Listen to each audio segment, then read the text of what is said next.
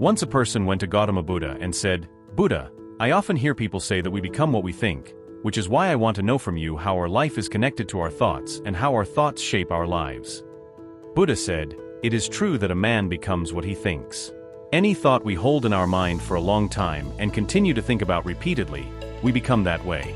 People build themselves with those they constantly think about. A person's character is formed solely by their thoughts. If the thoughts are good, the character will also be good, and if the thoughts are dirty, the character will also be bad. With care, you will discover that all aspects of your life are connected to some aspect of yourself.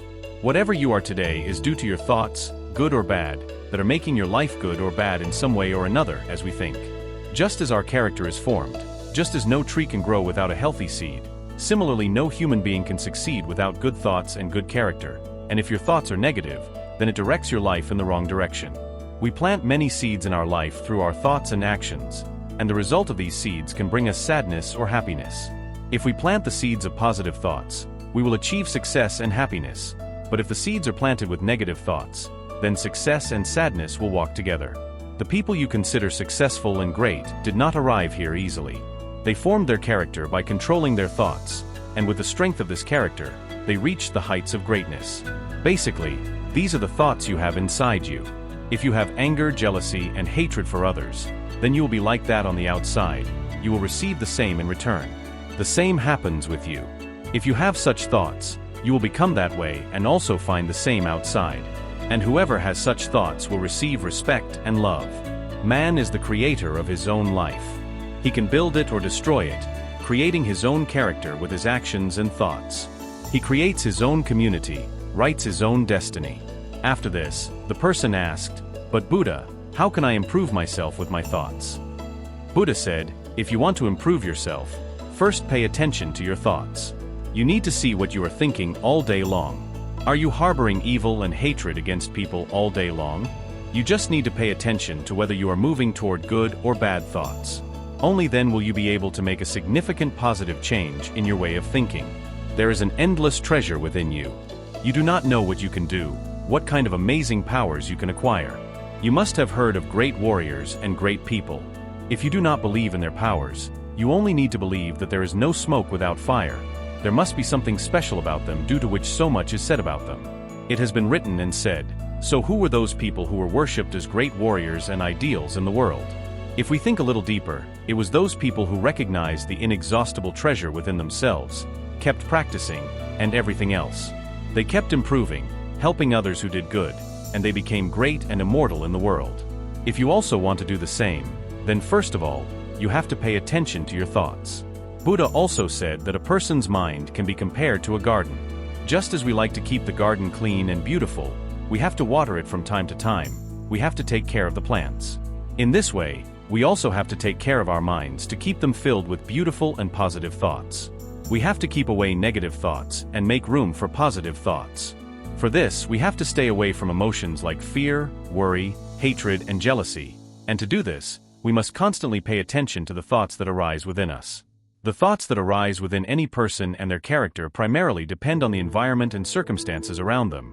But that does not mean that a person's condition is bad or that their thoughts will always be wrong. They can change their thoughts by paying attention to them, and as soon as possible, as their thoughts change, so too will their character and way of working. All these things have to be learned gradually. You have to understand how thoughts work. You have to first accept that whatever work the person in front of you can do, you can also do that. You just need to practice again and again. You need to learn new things. As your mind changes, your circumstances will also change.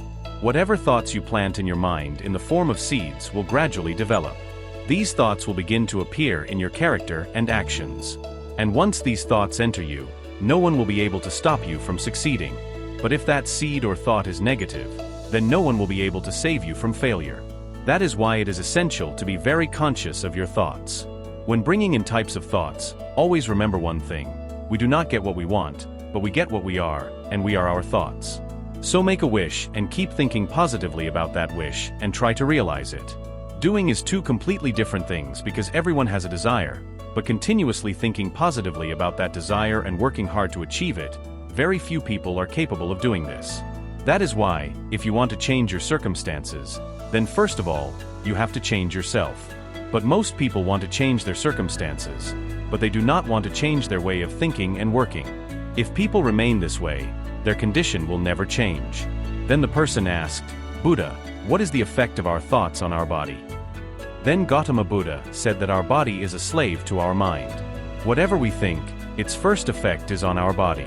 You must have noticed that people who worry too much and get scared quickly, people who are jealous of others and always think negatively also become victims of mental and physical illnesses. If you think like that, the same will happen to you. On the contrary, people who are always happy, think well of others, and always think of staying healthy, their energy becomes equal, and the positive effect of this energy first falls upon their body. Because a person whose mind is calm, half of the body's diseases disappear on their own. Whether we will be healthy or sick depends not only on the environment and circumstances surrounding us, but also on our thinking. A weak and sick thought makes our body weak and sick too. You must have seen that people who are most afraid of falling ill are the ones who fall ill the most. This fear has taken the lives of millions of people. On the contrary, people who think well about their bodies feel healthy and strong. Those whose thoughts are purified, their bodies become healthy and strong. In the same way, our body is just a tool, and our mind controls that tool. Just as good food is important for our body, similarly, good thinking is also very important for our body. As soon as your thoughts become pure, their first effect will be visible in your body. A pure and positive mind will never allow you to eat bad food. So first of all, keep your mind safe, then this mind will protect your body from all diseases. If a sick and weak person wants to make their body completely healthy, then they must first heal their thoughts and mind. They must be in contact with nature, even for a second. They should not think negatively about the health they desire. They must feel what they want and have complete faith that they can become so. Then the man said, Buddha, now tell me how our thoughts affect our goals. Buddha said that unless our goal aligns with our thoughts, we cannot succeed.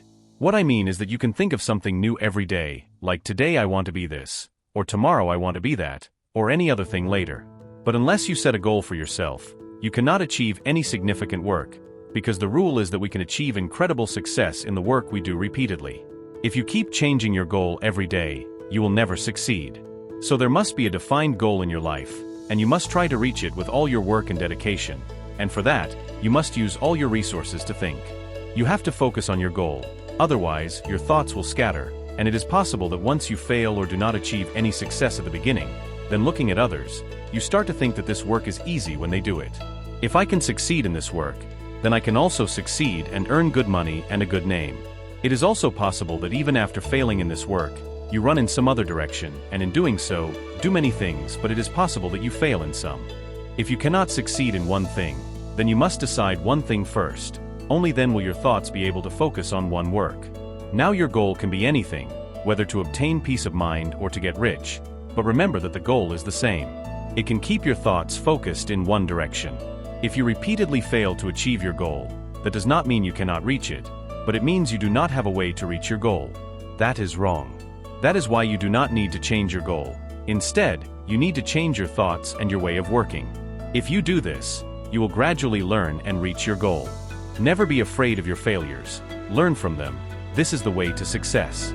And so it was that Buddha explained how our thoughts create our lives, our bodies, and our goals. Whatever you want to achieve in your life, be it success, happiness, peace, or anything else, just focus on your thoughts. As you think, you will become like that. There is no other way to reach your goal. Be careful about your thoughts.